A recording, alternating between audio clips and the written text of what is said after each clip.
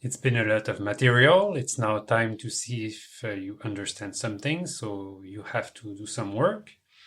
So here's a little quiz. So imagine there is free entry of fishermen in the fish market, the fish industry, and the stock of fish is at steady state. Now we change something. Trawling is invented, so alpha increases.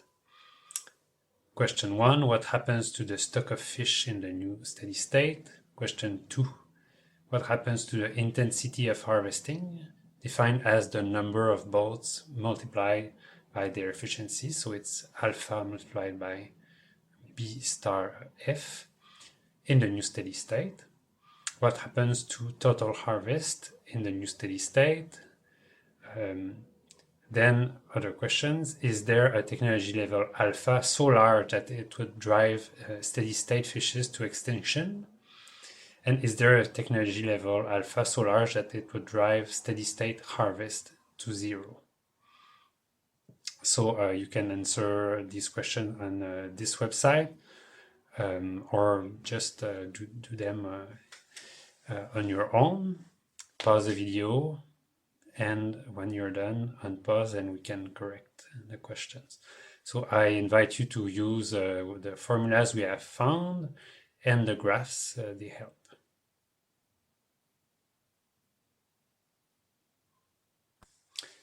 Time's up. What happens in the new steady state for the equilibrium stock of fish?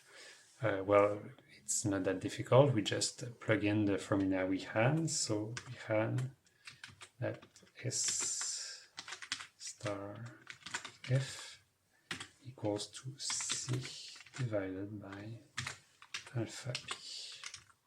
So obviously it decreases.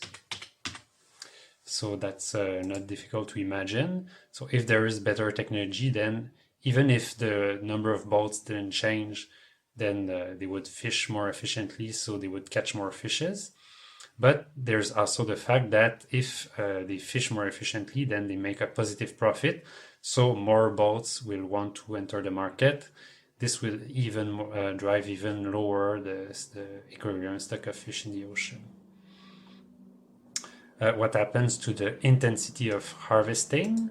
So again, the same strategy. We have to look at the formula we had. So we know that this is, so alpha B star of F is going to be equal to alpha multiplied by the value of B star of F, which was R divided by alpha times 1 minus C divided by P alpha K. And then what can we see? Well, we see that here it's going to cancel. So the impact on the number of boats was ambiguous, but the impact on fishing intensity is not, because there's one alpha that disappears. So evidently, fishing boats are going to try to fish more, and or there's going to be more fishing boats. So this is going to exert more pressure on the fish population. Now, what happens to the total harvests in the new steady state? Well, I can simply plug in the formula for harvest. So we had that H star F was equal to alpha B star F S star F, and was equal to, then I can just plug in, so alpha B star F is this, and multiplied by S star F. And what do we see? Well, not that much actually. Why? Because here, if alpha increases, then this is going to depress H, but there's a minus there, so the intensity is going to increase H. So that's the ambiguity. It's that harvest intensity increases, but S decreases. So the total harvest, it looks like it's ambiguous. And actually, to see this more clearly, we can look at the graph we had before. So that was our graph. So what do we see? We see that fishing intensity here is alpha B star F, and it's the coefficient that multiply ST.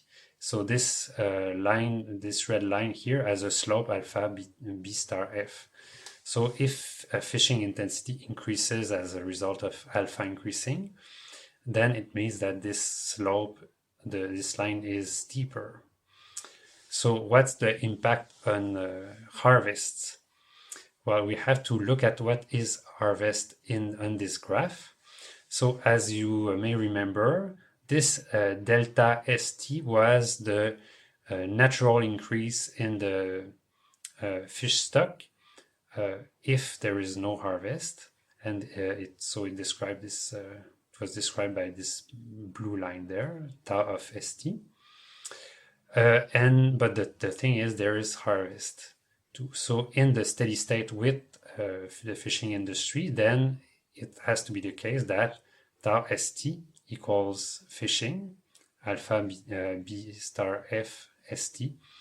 And so the steady state is here, but also the natural reproduction rate or the natural growth rate is this quantity, and it is exactly equal to the amount of fishing.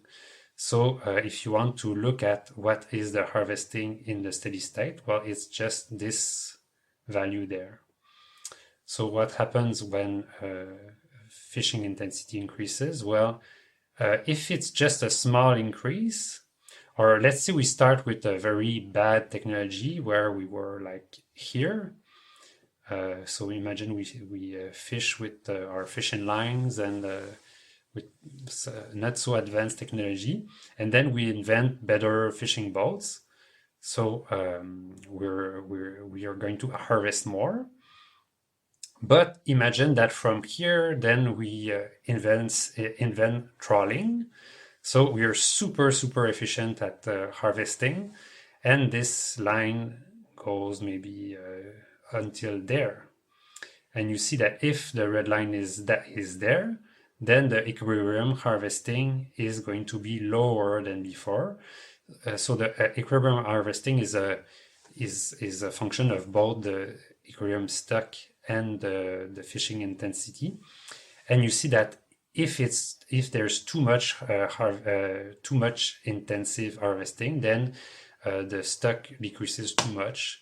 So the net effect is that we catch fewer fishes because there are so few fishes to catch. So that's exactly what we saw at the beginning of the class. All right. 4, is there so here I can, here let's answer. So answer increases.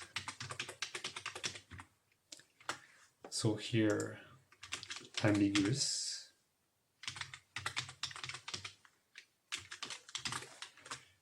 Positive, yeah, no, let's say negative for large delta alpha. So delta alpha is the increase in efficiency. So if the increase in efficiency is too large, then the impact on harvest is definitely negative. 4, is there a technology level alpha so large that it would drive the steady state fishes to extinction? Don't know what you, maybe with what we have now here you can answer. So the answer here fortunately is no. Why? Because this is steady state fish stock. And you see that how high does alpha have to be for S to be 0? Then alpha would have to be infinite. So this may look surprising because we said that, yes, if fishes don't reproduce fast enough, then they may just die off. But the thing is, there's also the fact that So if you have only 2 fishes in the ocean, then good luck catching them with your fish, even if you're with your fishing boat, even if it's extremely technologically advanced. At some point, the effort you have to put to catch the last few fishes is just not worth it. So there's no way that an industry can make a profit and catch all fishes. Because if you don't have fishes in the ocean, then the industry collapses and everybody does something else. So there's this natural mechanism that, at least in this model, makes it sure that no species ever goes extinct. So are you happy with what I'm telling you? Or do you think maybe I'm missing something? Well, if you have been aware a bit of species extinctions in the last 20 or 50 years or 100 years, then you may think that there is something fishy about what I'm telling you, pun intended. So what's up with that? Well, if there are only 2 fishes in the ocean, so maybe they are hard to catch, but they have a hard time finding each other too to reproduce. So in reality, the fact is maybe there's something like a minimum number of fishes, or in general a minimum stock of a certain species to make sure that the species is viable. And even more, so it's one thing to have at least 2 individuals reproduce, but then even geneticists say that you need some large enough number to guarantee diversity in the genetic material. So it's not that clear in reality whether this model reflects everything.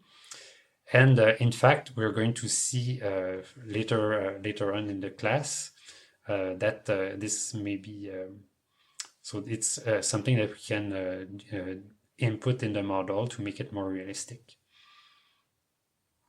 All right, last question. Is there some technology level alpha so large that it would drive steady state harvest to 0?